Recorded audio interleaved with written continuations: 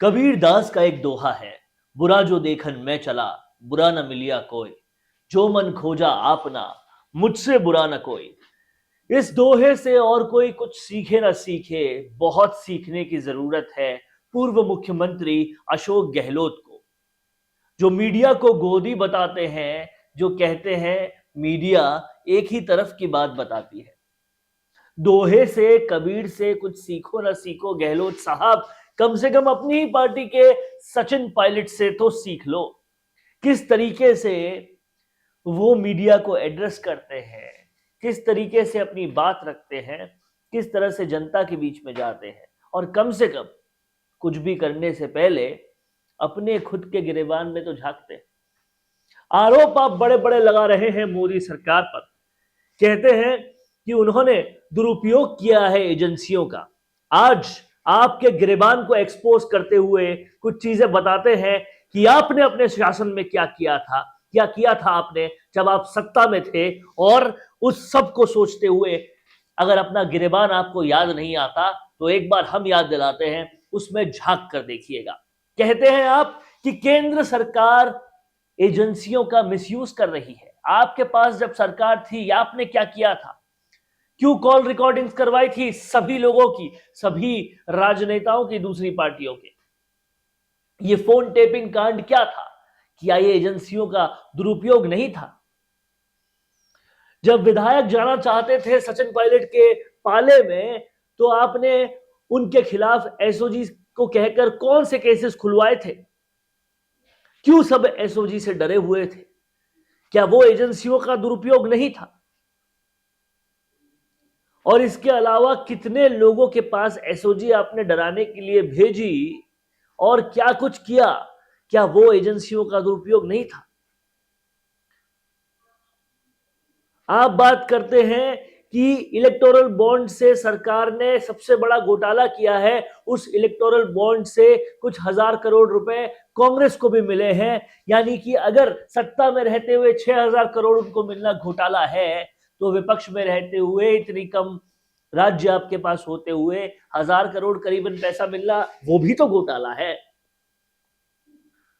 अगर आप कहते हैं कि सत्ता में रहते हुए सरकार भ्रष्टाचार कर रही है, तो भूल गए पेपर लीक कैसे हुआ था? भूल गए खुद आपने बिरला सभागार में अपने शिक्षा मंत्री, तत्कालीन शिक्षा मंत्री के सामने टीचर से पूछा था कि हाँ, कौन करता है भ्रष्टाचार, क्या ट्रांसफर में लिए जाते हैं पैसे? उन्होंने कहा था हाँ, लिए जाते हैं पैसे और सरकार के बाशिंदे लेते हैं।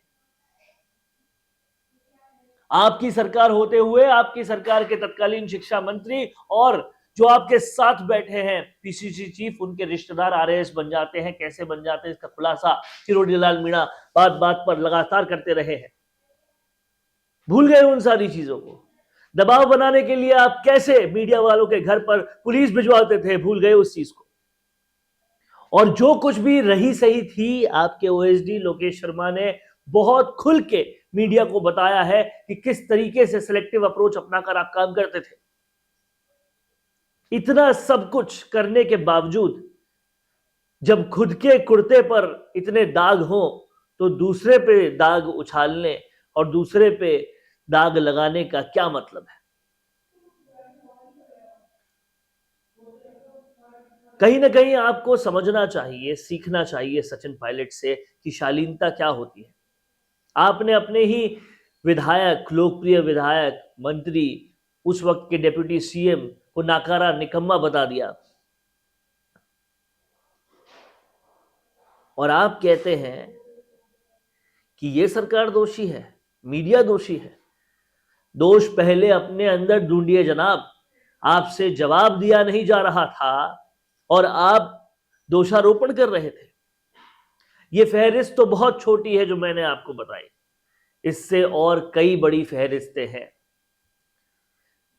कैसे हर जिले का हर विधायक अपने आप में सरकार बना बैठा था और कैसे ट्रांसफरों पे ट्रांसफरें करवा रहा था। जैसलमेर में होटल में ले जाने के लिए क्या प्रलोभन दिए थे, आपका सब काम मैं कराऊंगा, उस काम के बदले आप ट्रांसफर करवाने का फुल उनको इजाजत देते थे।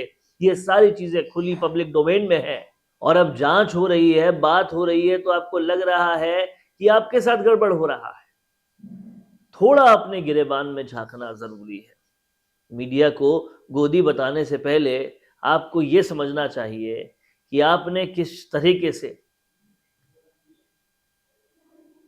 जनता के साथ खिलवाड़ किया था। वो कुछ दरकार करने आती तो कहते कि नाती का बाड़ा है क्या।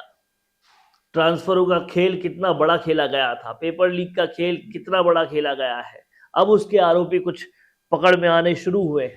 आरपीएससी को मजाक बना के रखा था। ऐसे और हजारों चीजें हैं जो गिनवाई जा सकती है।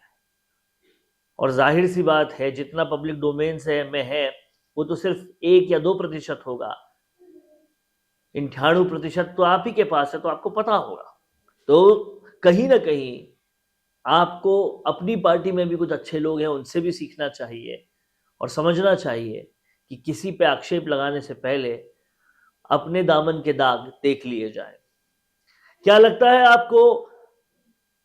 आप मेरी बात से सहमत हैं या नहीं, कमेंट बॉक्स में बताइए।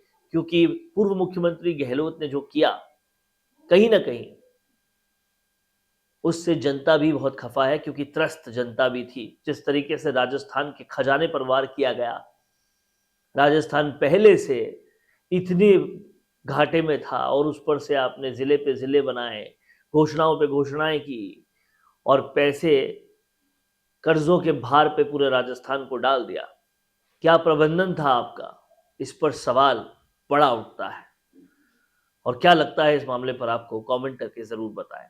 तब तक देखते रहिए राजस्थान संवाद। नमस्कार।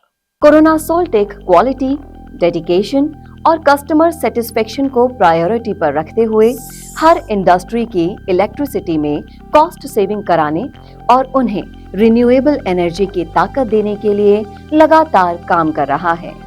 क्योंकि कोरोना सोल्टेक में हमारा मानना है कि देश के रिसोर्सेज को सस्टेनेबल बनाने के लिए जरूरी है कि हम सबका उसमें बड़ा कंट्रीब्यूशन हो।